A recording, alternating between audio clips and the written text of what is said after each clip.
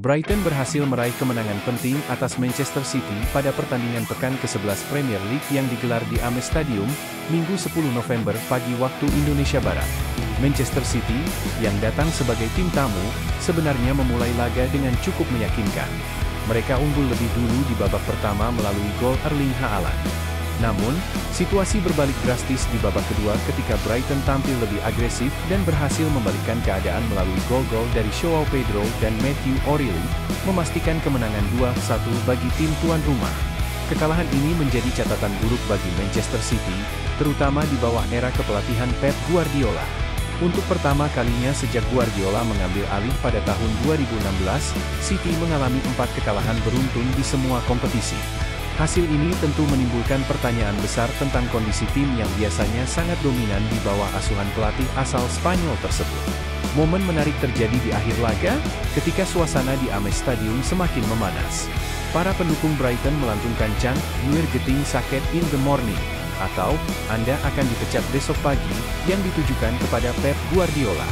Chant ini menunjukkan bahwa fans Brighton menyadari situasi sulit yang sedang dialami Man City dan ingin memperkeruh tekanan yang kini dirasakan oleh Guardiola.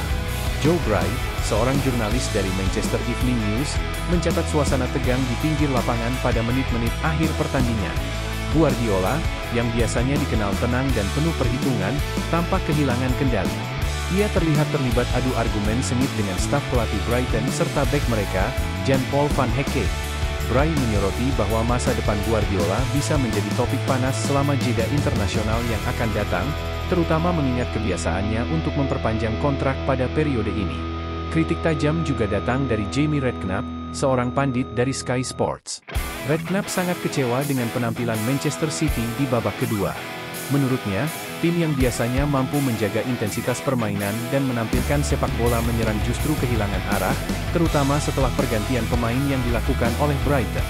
Redknapp menilai bahwa babak kedua ini merupakan salah satu performa terburuk yang pernah ia lihat dari tim Guardiola selama bertahun-tahun. Redknapp menambahkan bahwa City tidak hanya gagal menguasai permainan, tetapi juga terlihat rapuh dalam bertahan dan kalah dalam banyak duel individu. Ia memuji pelatih Brighton, Marcelino Hurzeler, atas strateginya yang berhasil mengubah dinamika pertandingan.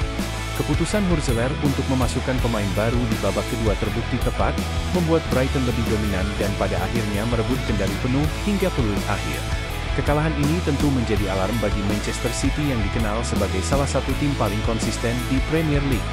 Dengan jeda internasional yang segera datang, ini mungkin waktu bagi Guardiola dan stafnya untuk mengevaluasi kembali strategi mereka sebelum memasuki paruh kedua musim yang semakin kompetitif.